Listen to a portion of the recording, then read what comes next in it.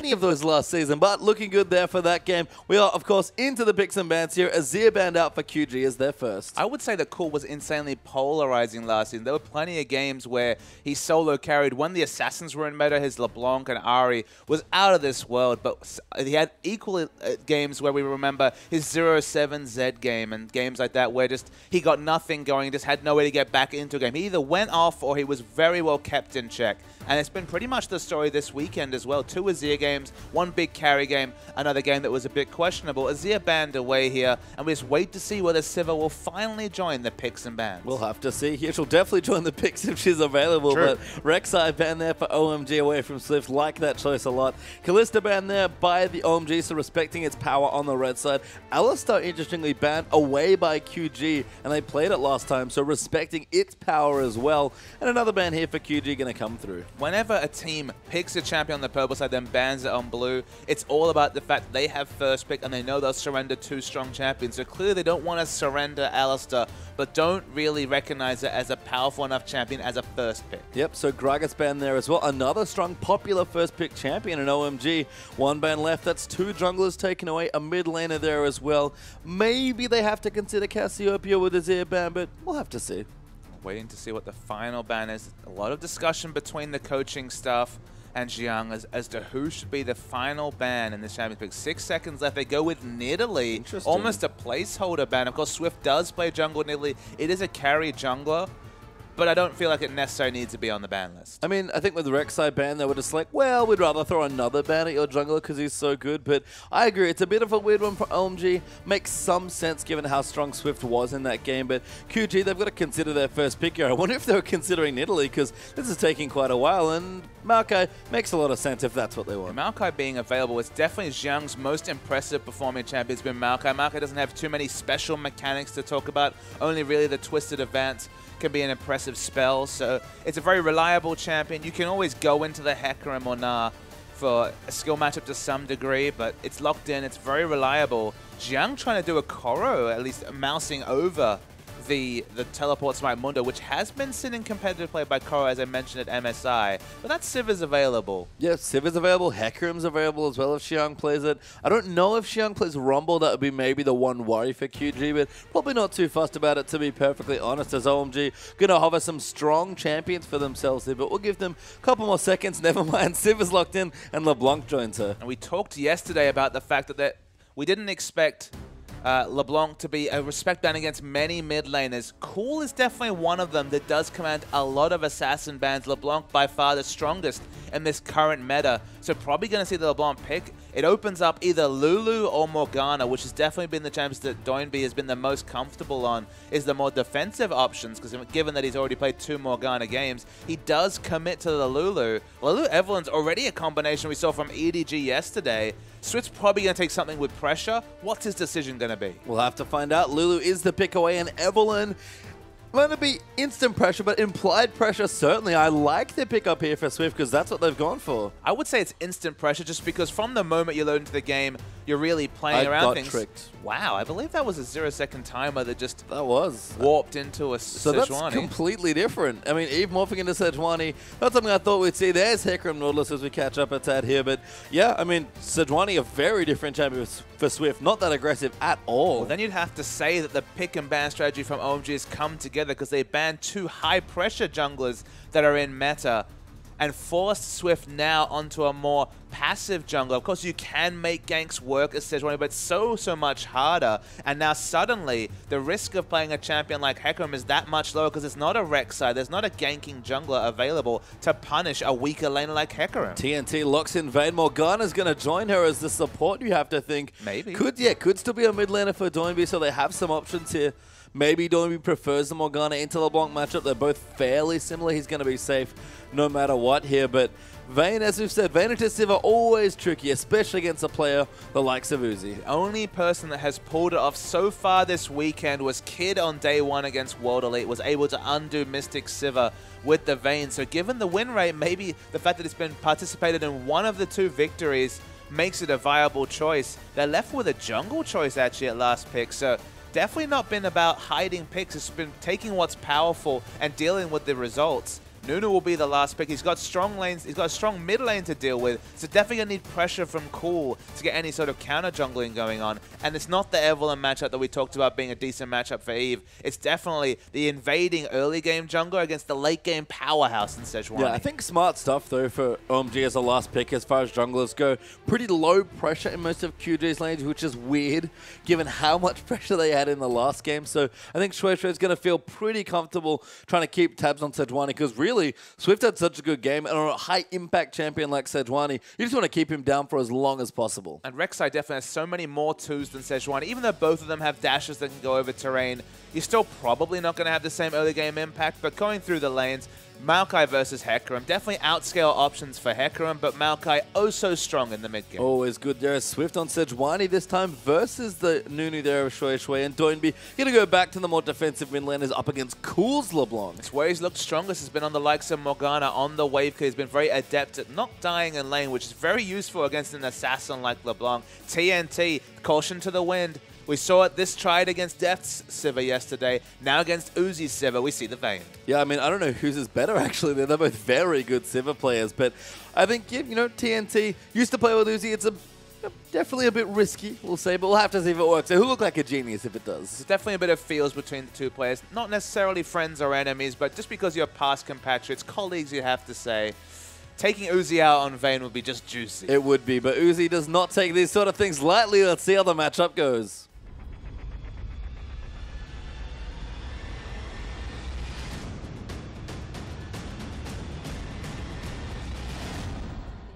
And we're on to the rear for our second game between QG and OMG. Oh my god, currently find themselves up a game here against the young new team. And QG, after all their success on Friday, hoping to not get 0-2'd or 2-0'd in this situation. Chaogo going for a very aggressive invade. Already spotted out, they would see it that the ward has been matched to OMG, so they're aware there is a couple of members of QG on the top. So maybe don't know about the 5-man stack. QG gonna invade another area. Nunu's watching out, gonna find plenty of enemies. And unsurprisingly, whenever we see a Vayne, what's the first thing that pops into our head? Say it with me. It's lane swap. Absolutely, and that's always going to be the consideration. But they're ready for a lane swap. They've already got the teleport smite advantage. So what that gives the Hecarim is that in a lane swap, whenever the freeze comes through, just leave lane and go and pick up camps. And it also means that Uzi can start pushing, force the lane swap to end, and by the time that all happens, and Vayne will not be able to equalize a push and take a turret with anywhere the same impetus that Uzi can on the Sivir. By the time that's matched, Hecarim comes out, got a few jungle items, and basically is flexible to do whatever he wants. And I think that's the big reason why Vayne just isn't that effective in the matchup. She doesn't fit that many comps.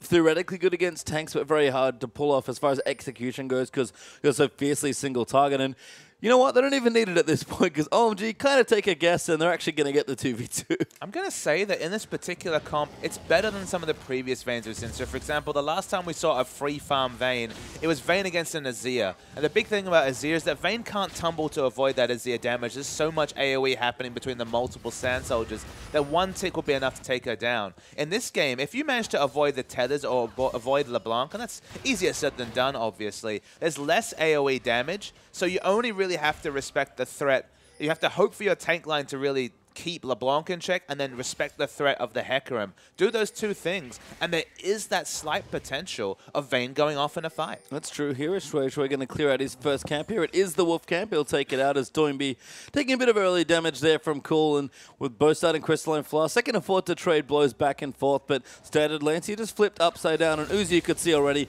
hits level 2 and zones TNT completely off the wave. Okay, but at least plenty of respect coming through from QG. They're happy to seed lane advantage. I think this is a matchup where there's no ambiguity about it. You know that when level 2 is hit, there's nothing you can do as QG against Sivir and North, especially with so many different options. Swift joins the lane very, very early, and they get a good chunk of damage onto Xiang. I like that a lot. Has the red buff. Lots of good CC, actually, even at level 2, especially if you land the Arctic Assault. Xiang, especially without an escape summoner and maybe without devastating charge. We've seen a lot of smart Hecarim ganks early. Cacao, I think on Friday, was doing it from IG as Cool. Dives back in for a bit of poke damage, but again, just really wants to pressure the Lulu. And the Sejuani, no interest at all in picking up a second buff. Might actually be 3 buff by the Nunu. Already walked over casually to steal away the QG blue buff. Going to be hard for Sejuani to invade onto red. Being ever-present and being spotted out by a pink might lead to a casual 3 buff by Nunu. And Swift, again, going to pay for a bit of aggression here. His aggression in the early stages of Game 1 was fantastic, but he's lost so much already. In fact, Shui Shui is lucky not to take the Gromp there as well. He's actually got bound as well. Great condemn coming through from TNT. Swift going to follow in there. Uzi going to try and find it. Swift does come through. Teleport as well. They're moving in. The Black Shield is enough, and Swift claims first blood. Now V finds his way onto Amazing. Glitterlance here from Doinby as well, who's also joined in, and everyone joined in the top lane, but it's Swift that gets first blood. And if they hadn't have had to use the teleport, it would have been complete success. As the result comes out, Hecarim's able to push in the wave, so V loses a bit from this, but that's one way to pick up your blue buff, and that's to kill the Nunu and reclaim it back. And I thought Hui Hui had such good early pathing there, but a little too much on the Gromp. A great rotation there by the Vayne Morgana as well, and I guess that's one of the weird things. You don't usually expect 2 people in your top lane. But that's something that Nunu understood. He was just too aggressive. Take the blue and get out. Gromp, really giving your life up for the Gromp is not a worth trade if you're Nunu. He didn't have to do it, and he paid for his over-aggression. He did indeed. Is Uzi going to clear out the waves with some Ricochet here? Amazing going to come through as well to help him out. And little low on mana here is Uzi. In fact, Vayne's kept reasonably competitive in this lane. The assist will help out there as well. Looks like TNT might be backing off here because it's just a bit too much aggression coming through, but goes back and gets an early Vamp Scepter. Things starting to look up for Vayne. Pushed out the lane as much as a Vayne can against Sivir, but it's just, you know, nothing much you can really do. Morgana's putting down the puddle off cooldown to try and keep it away, but going to be easily pushed under turret. There's no way you can control a wave against Vayne, and that's why it's Vayne against Sivir, and that's why it's such a good lane for Sivir. And you can see all that CS means Uzi now with a 38-23 CS advantage as he goes back for his first shot and gets a pickaxe now. So going to continue applying pressure, and pretty slim gold lead so far, but it's just the back timings that have really benefited OMG's duo lane. And it's also benefited Xiang, of course, has had his teleport, just used it to get back to lane quicker, and now Maokai double Dorans, but behind in CS. Of course, has a much lower items floor when it comes to being relevant, just wants to really work towards that righteous glory, so him being behind in CS maybe not be a big problem on paper, but there is the outscale potential coming through from Xiang, who's been able to get more CS than expected in a 1v1 lane matchup against Maokai, and Swift is going to try and make something out of what is growing to be a poor situation for QG. And Swift continuing that aggression. Looked wonderful on the Rex side. I like that he's doing it on Sejuani. It's not, you know, the most expected thing. It's amazing. It's a binding TNT. Going to get good trade damage down. Doesn't commit to the last Silver Bolt proc, though, because Uzi always threatening on the Sivir. It's the Vamp Scepter. So Nunu, again, going for a very aggressive move. I believe Swift doesn't know, but very much suspects that Dragon's being started. So watched it out. No opportunity to pick up a Dragon advantage for OMG. Yeah, realizes he's on top of a pink ward there as well. Starts auto-attacking it. Maybe a 1 hit or 2 too late, but probably wouldn't have got it anyway, but does at least stop the Dragon attempt. A lot of CS coming through from Xiang. Has 48, has the highest in the game on Hecarim. That's usually a bad sign if you're QG. It has to be a bad sign here. We've seen what happens to especially short-range carries like Vayne, like Kalista, when Hecarim can get going here. So Uzi going to try to do what he can. Good dodge actually there, and a great boomerang blades to pressure. This is the one thing I love seeing the good Sivir players do, is push in aggressively with Ricochet and then just constantly poke and just cut off options and harass them under tower with your Q. And even with more reposition opportunities, TNT is the one that's eating every skill shot, and Uzi's skillfully dodging them, so their health bars. Vamp Scepter's 10% lifesteal, but it's not that much. It's what? At the moment, it's 9 health on hit, and Sivir with the pickaxe just has all the options in top. Yeah, Shui is here as well, but realizes there's not too many gank options, so we'll give it up. Maybe eats a binding there actually and gets his recall cancelled, but it's a subtle thing. But Uzi's making really good use of terrain. Every time someone hugs a wall, he throws a Q out, and it's like, well, where am I going to go now? It's a cool notice there when the area, speaking of getting noticed. TNT, more terrain going to be problems there. Uzi going to get a kill, 2v2 in the lane. It's just 2v2 kill. No jungle involvement required whatsoever. The pickaxe damage registering. TNT dies, and this Sivir matchup not going great. LeBlanc with a long roam. Yeah, Xiang actually going to take the tower up now as well. Good dodge there as Cool does get the chain down, but it's not enough damage. Xiang used the ulti. Cool was there, but he couldn't quite get in range. And crucially, V dodged almost all the damage coming through. So even without flash, lives quite comfortably. Still backs away, doesn't have teleport to get back to lane. Didn't want to see the reverse pressure and didn't want to stay in lane low health because that probably would have granted OMG enough pressure to take Dragon. And they're going to get the blue buff instead. Yes, do get it there is cool. Will take it away from himself, continuing to cause pressure, gets them off the Dragon, and Uzi might be able to get the turret, get back shop, and then get back to the bottom lane for the Dragon. Meanwhile, at Sivir has very much been the sentiment multiple times this weekend. You give her free time with a turret, pickaxe, BF sword, both on either. She does so much damage to structures. V will try and stop her, and look, might be successful. Teleport there from Xiang, gonna actually protect Uzi. Surprised they didn't commit for the turret there as well, because they actually do lose out a bit, but I guess Xiang probably knows he's in this lane anyway. Why not just teleport? Some of the teleports coming through from Xiang have been pretty questionable. He didn't need to teleport onto a minion. Now, of course, has a longer teleport timer. In fact, QG might actually get Dragon control now that they have basically 5 minutes of time and space to get this Dragon. Quite possibly. I mean, Uzi is swapping back down, so that's good. At least Xiang probably able to get the turret relatively swiftly, but I agree. Xiang, obviously new to the role, maybe going to adjust those teleport timings just a tad. Teleport is one of the most nebulous things. It was only a year or so after competitive play had monopolized teleport that solo queue started to include teleports. So even through scrims, getting teleport, the good teleport players and the bad teleport players haven't really changed. The likes of Acorn are still masters of the teleport, Koro as well, and other players have struggled to really find the best use. It requires so much communication, looking at the map rather than the solo mechanics that used to be the trademark and the calling card of top lane. Turret finally does fall in top lane though, and the gold lead starts to be amassed by OMG. Yeah, cool getting harassed down, but keeping competitive in CS there. Blue buff as well. Gonna mean he'll just clear out the wave as best he can. Xiang though, 20 CS ahead of the Maokai. Sivir massively far ahead, about 35 CS ahead there of TNT's Van. And we said, don't make the Uzi angry and play Van into Sivir, but TNT's feeling the wrath now. And look, it's only the late game that QG can really look to fight for at this point. Swift's behind Nunu, although it's pretty competitive between the two.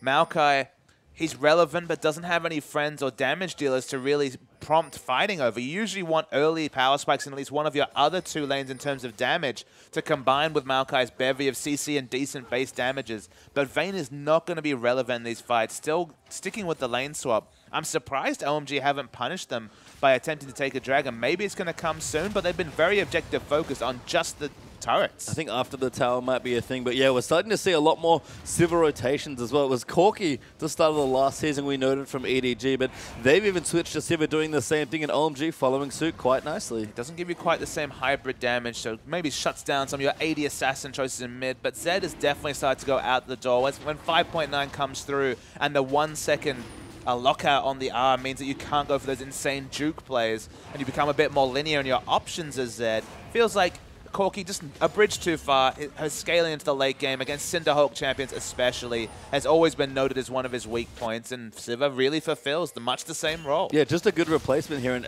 as you said, definitely fits the meta with the ulti as Doinby going to get aggressed on by Amazing, but that's the ulti from Sivir. Cool, pops back into the lane and everybody backs away sheepishly. Look, but they force out the teleport. Now they're actually going to be the team to have the teleport advantage after Xiang's reckless teleport in the top lane. They're going to be at least 40 seconds ahead when it comes to the teleport markers, because of course V went for the defensive teleport to a structure rather than the very aggressive teleport onto a minion coming through from Xiang. Haven't really called any action in the mid lane because LeBlanc has found absolutely the biggest wet noodle to hit, and that's a AP Lulu in the mid. Yeah, Lulu, not bad in the matchup, can definitely poke you out. Part of the reason why Cool started Flask going a bit more defensive with the Athenes. Actually, both of them going to opt for the same build, but yeah, Lulu definitely neutralized a lot of mid lane matchups. So Cool trying to roam, but hasn't quite found it yet. Well, the highest kill pressure mid laner against the most defensive mid laner gives you the result you'd expect. Yeah, TNT though, good black shield there. Xiang going to come back in. Swift hiding in the brush and gets himself a kill. That was definitely an Occam's Razor situation. That time Swift was there. It was camping at just the perfect time. Unfortunately, takes the kill credit away, but hypercarry to some degree is Sejuani doing so much damage with that health scaling. Already has the Cinderhulk, which means this giant spell will really be boosting both the damage and tankiness of Sejuani. You'd prefer it on a Vayne who's behind, but still, Swift gets going. We've certainly seen this from EDG before. It's safe to say that Swift is the other carry in this team comp, and maybe just for the team with the way he's been playing here. It's early days definitely for QG, so can't quite confirm that yet, but Uzi rocking definitely the primary carry mode, at least this time on the team, and the Avarice Blade is back again. Avarice Blade Sivir, that seems to be the standard build, but honestly, when you're so far ahead of your opponent who still only has the constituent parts of a Blade of the Ruined King, just make your advantage bigger. It's one of the reasons why when the GP10 meta was back in vogue, it was a race to get the most GP10, so you were rushing to get implied extra gold as you scaled on into the game. It's only the single GP10 now, but it just means that the advantage will be kept by Sivir and cultivated and only get bigger. I think it's not even just a snowball thing, as Doinby is going to get missed there by the chain. Xianglo's down in, no ulti to chase in, has used the smite already, but will dive in. Doinby, though, keeps himself safe for the wild growth, but the tower in bottom goes down. Swift could be in trouble. Uzi's popped his ulti. They're going to try and kill the Sejuani. Huawei needs to line something up. Good ulti there for Amazing. Swift will go down. Massive Nunu ulti there as well. Maybe a bit too much turret damage. That's a flash away from Nunu. Uzi going to dive in. He really wants it, but maybe that's a little too much. Uzi going to try and find the last few hits and does get it. Yeah, V does fall. They were pressuring in mid, pressuring in bottom. Vayne free farming at the same time, but the game's being played around Vayne as if she's Nasus, and the game might be over before Vayne is a relevant threat in fights. Yep, that's a tier 2 turret in the bottom lane down as well. Uzi going to claim even more turrets. 3-1 now for his team. 3,000 gold ahead for OMG, and everything is looking good.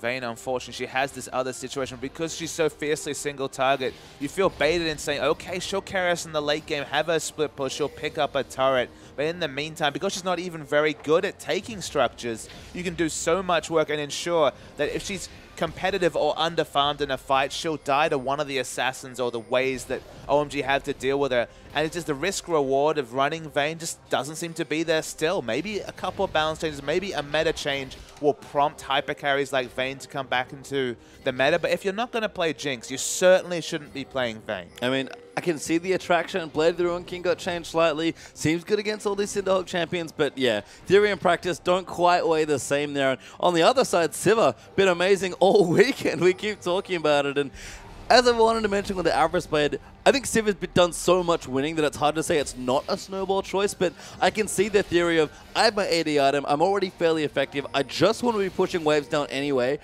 If I'm going to be hoovering up minion waves left, right, and center, why not have an Avarice Blade in that situation? I mean, the obvious answer is the same reason why you don't see Yasuo's pick up an early Avarice Blade. It doesn't give you a lot of combat sets, so it pigeonholes into wave control options. Down bottom, though, more fighting. Yeah, Nunu in trouble. There actually is going to go down. Vayne getting a much-needed kill does take it away. Xiang, though, ulting around the side there. Cool. Carting around Swift is very tanky. Uzi's forced to flash away. Now the rest of OMG going to look to go down. That's a second there for TNT. Maybe make it 3 for 3. Does indeed. And Vayne, much-needed gold acquired. And suddenly you feel vindicated for Sejuani having that extra health. Then the wild growth as well, also interacting with the Northern Wind's damage.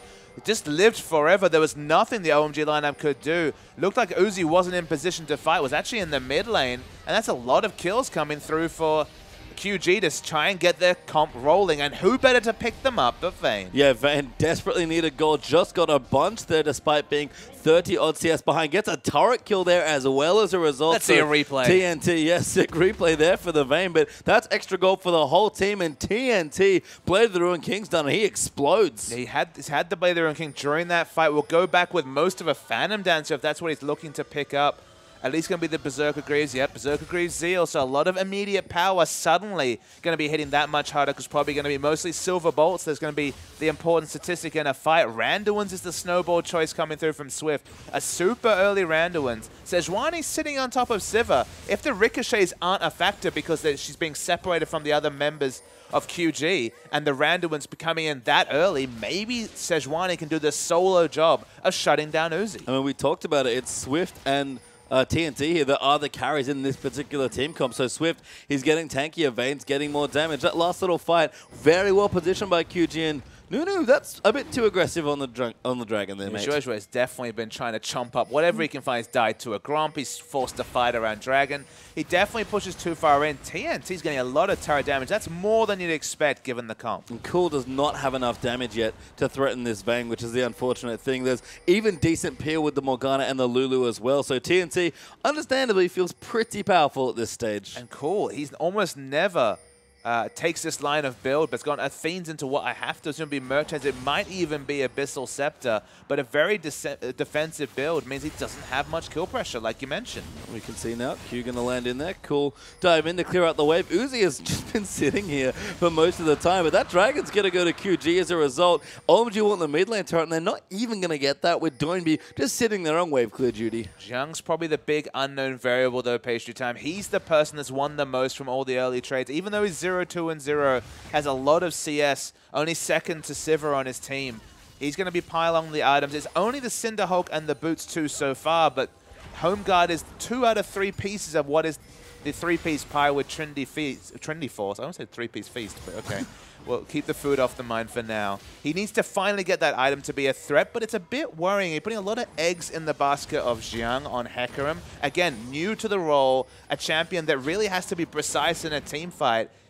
They're going to trust Swift to answer Uzi. Xiang is going to be the person that needs to get onto TNT. Yeah, and OMG, I mean, Cool can do it when he gets some items, but that's a bit way off. Yeah, Swift, massive ulti there comes in, and Uzi goes back in, but TNT's going to dive through. Does get knocked up, and Xiang's going to try and make it happen. Does get Morgana. TNT diving in aggressive. They want Uzi so bad. They are going to get him. Vayne picks it up. Shui Shui's going to go down as well. Amazing might even follow. And QG on the back of Swift's pick go 3 for 2. You need to be so careful when playing around the Hecarim. Went to dive the Vayne after so much damage had come down. TNT just flashed and tumbled past him. No more CC in the kit coming through from Hecarim. No burst damage onto TNT. Sivir dies. And Swift is making this game happen off his own back, doing his best Clear Love impression, and it's been super successful in the last 2 engages. It has been. He is trying so hard to give TNT the dream of beating Uzi Sivir on Vayne, which, let me tell you, that man may smile a lot when he wins, but it's the opposite when he loses. 5-1-2, and that's not been about TNT's play. That's been about his team really setting him up to succeed. The triple kill before. If that hadn't come through, if they hadn't made those mistakes in bottom and donated triple kill, that team fight could never have happened. But the extra burst in power, now we're going to be perilously close to the Phantom Dancer. Uzi's going to say, well, I did so much work in lane shutting him down, and yet he's still going to show up with more kills than I have. Yeah, now he's got that Static Shiv dagger there as well, looking for Berserker Greaves. So Last Whisper, if that's his next item, is a far way away, and Vayne is powering up quickly. Phantom Dancer just completed. There's an extra longsword there as well, and all of a sudden, Uzi and TNT feel very close in gold. Yeah, that's the worrying part, is that should never be the case. That's one of the reasons why Civ is such a great matchup, is that she has so many more options. She should either push down the turret, freeze in, poke out, has poke advantage. The only thing that Vayne has the advantage of is a Blade of the Ruined King all in. That should be so much later in the lane, because Blade of the Ruined King should be slower given how hard it is to navigate lane. So when you're even with Vayne against a Sivir, then suddenly your options are pretty damn good. Yeah, and we can see this is the dueling items really that Vayne's love to build. It's the classic imp build, honestly, that we actually saw him play in the last season. Lots of mobility, good dueling potential, and amazing. Going to get shredded here. TCT does not quite finish that ultimate, but QB not stopping there as Cool dives in. Way too aggressive. TNT, another kill. Swift finds the ulti. That's a condemnment to the wall for a second kill, and TNT is being gifted so many kills. You give Swift this Sejuani, you don't lose a lot of gank pressure, because man, he was doing his best levels 4 and 5, and he is pinpoint accurate. They didn't even need the Glacial Prison to take down LeBlanc. They actually killed him during the Wild Growth and then had the ultimate to take down another pick. Baron's still fairly healthy, so the risk is here, but of course no smite available barring Xiang. I mean, the Vayne damage is pretty nuts as well, so level should be able to take it. Oh, Uzi going in. That's maybe too deep. Forced to use the ulti to get away, but that moves them off Baron here. Uzi, little suicidal, but actually might have saved the Baron. Now remember, 2-level advantage for this top lane, as Xiang hasn't always had the best engages. He's made it in. That's too early. Very good bait by QG. Xiang trying to find it. Uzi wants to go in as well. He's actually taken quite a bit of damage, but it's not nearly enough, and Swift will secure the ban for his team. Uzi going in, gets the first kill. Ulti there onto TNT by Nautilus might be it as well, but TCT chasing him in. Cool finds his way back in. Uzi cuts back for another kill, and Baron goes down, but OMG get 4 kills. What an insane fight coming through from QG. Swift gets the hell out of dodge, but no one else manages to. So Baron is now negated on 4 out of 5 members. Worthy would type in chat, given how dire the situation was for OMG. Only Uzi and Xiang fall. Great delay tactics. QG were looking very smart delaying the Baron, but it delayed their own demise. And Xiang Got a Frozen Heart up now, so going to be even tankier. Hasn't quite found room or money for the Trinity Force, unfortunately, but we'll get there eventually. Hecarim does need to power up really to that 2 or 3 item spot, it feels like, but he just hit the W after driving into that Baron and lived for so much longer than QG thought he would. Understandably, given his lack of familiarity with the role, going more for the tanky build, not relying on himself to be the solo kill threat with the Trinity Force. So the Trinity Force either not going to come or going to be much later. Maybe just a Spirit Visage going to be the next pickup. This is fine. A lot of the Korean Hecarims move away from the Trinity Force just because the risk reward sometimes is off. If you don't get the burst damage on the priority member, you spent 3,700 gold on not very much. So it's not a bad purchase coming through. And we're just waiting to see the items. It looks like more damage. Bloodthirster seems to be the next pickup for TNT. Yeah, it's sort of like Baby's first Hecarim. It's just a much easier way to shut down the Vayne. Frozen Heart is not quite bursting someone down with a Trinity Force, but it's going to do a lot of work, and you don't have to do that much work. I mean, it doesn't have a lot of CC in his kit. A lot of the champions that build Frozen Heart have CC that they're getting on shorter cooldowns. The 40% CDR makes them a bit more survivable. Oh, the 20% from the item, but you're moving towards 40% makes it more survivable because, of course, the Spirit of Dread Spell Vamp is available more often. The Helicopter Hecarim will happen, of course, because the Q's already on a very, very short cooldown. He's bought the Phage, though, so he's going to throw us to the ringer. It looks like Trinity Force will come eventually. He's just going through the insurance of the Frozen Heart. Yep, Dragon, though, will go to QG very quickly there as well. Too much damage there from TNT, and a good smite from Swift keeps that in favor of QG for now, and Giant Spurt building up for Swift.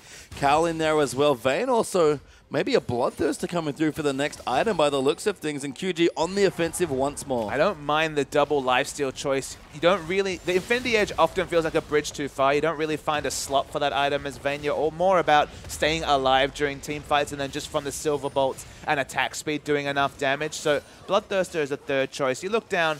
Again, it's not ideal choice against the Hecarim, but against everyone else, the lifesteal is probably going to be the premium choice. I mean, just the shield against Cool especially. There's so many threats that are trying to dive you that I think it's a very smart choice here. Because if you ever survive, like you said, they'll go in and Cool going to get blown up there by Swift once again. And they'll just dive straight in. Amazing. Goes down next to TNT and Swift. They're right in onto Uzi. That's the double there for Sejuani. And Swift again on this Sejuani. Amazing play. Absolutely amazing. And the crazy thing is that Swift is a better go button than On the Hunt, you'd have to say. They pop everything. It's often Flash, Arctic Assault. As you can see, his Flash is down just to line up the perfect Glacial Prison. But oh, so much advantage to get out of it. Xiang has got the teleport. He's got the smite. He's even got the Onslaught of Shadows. But there's nothing he can do. No, he can't. Inhibitor goes down there in the mid side. QG find themselves up 5,000 gold now. 5-3 up in turrets. 2-1 up in dragons there as well. And look at that gold. It's so even still between Uzi and TNT, but Uzi must be wondering at the end of this game. He'll check those stats and be like, how did this happen? Even with a 4,500 gold lead, I believe 1,500 is the gold lead for Xiang in a match where they're losing. So he's the one that has the carry potential. Being complete non-factor that fight makes sense. LeBlanc, I believe a second or third time, was instantly exploded from the CC train coming through from Swift. It's all about the Arctic Assault into Wild Growth combo that's just been dying during the 1.5-2 second CC that comes through there. And it empowers TNT to just go crazy on the Vayne once the LeBlanc's dead. Because honestly, what other threats are there? I mean, much like Sivir, Vayne is best when moving forward with her front line because she's fairly short range. You just want to keep going forward and try and kill people. And you're right, TNT's been set up perfectly to succeed by his team. And doesn't have to do too much work, but he's doing the work he needs to do. 5, 1, and 8. 13 out of 15 kill participation. Happy to throw the Wild Growth, the Whimsy onto this Sejuani, and she'll do the rest with a massive stack of health and resist. Very, very powerful at this point. And every Glacial Prison has been picture perfect. And look, we wondered, Swift, not an aggressive champion. It's not Lee Sin, which he hasn't played in quite a while. Not the Nidalee, not the Rek'Sai that we've seen from him. How would he do on the Sejuani? Well, I guess he answered the question pretty damn well. And look, they're still within touching distance of a victory, but they looked good in the first 10 minutes and then fell away. It's almost a reverse in this situation. They're the ones making the triumphant comeback, so it's good to know that this young squad is still able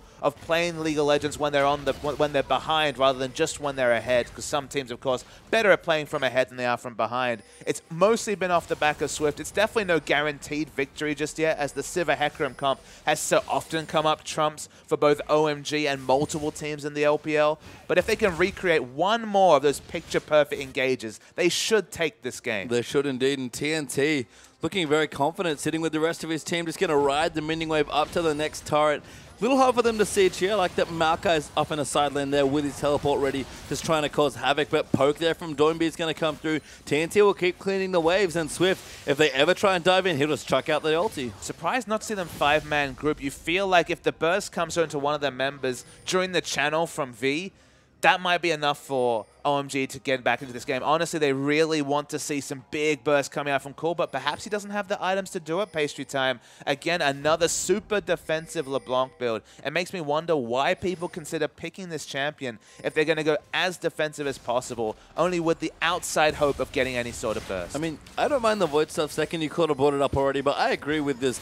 I see an Abyssal Scepter coming through, and Swift going to dive in, finds the opening onto Uzi. He'll go down there. TNT gets the turret and the kill there. Now Hui going to go down as well. Will fall there as Vayne gets a double. TNT, can he give it another pentakill? Cool. Going to be the next target. Will dive back in, looking for it, tries to find it, doesn't quite get it. Amazing. Going to get chased down as well. He wanted the second, but he's not going to get it. Instead, he might just get the win. Well, I mean, not getting a second pentakill, you know, my monocle is falling out of my eyes. Pastry time. Can't be that easy in life sometime. He's going to have to look to his teammates to thank, though. LeBlanc falls down as well, and Jiang is on a one-man mission. Goes in there, TNT again. How many kills does he have? He's going to get another one, it looks like. That's not the Quadra, unfortunately, but it might as well be unofficial. Looks like QG might have done it, and Swift in a league with Cacao, Spirit, and Clearlove looks incredible on this Sejuani. OMG, they'll try and defend as best they can, but TNT will cut around. Nunu's going to go down. Uzi really wants it, but he's not going to get it done, and TNT will get a double to end his game.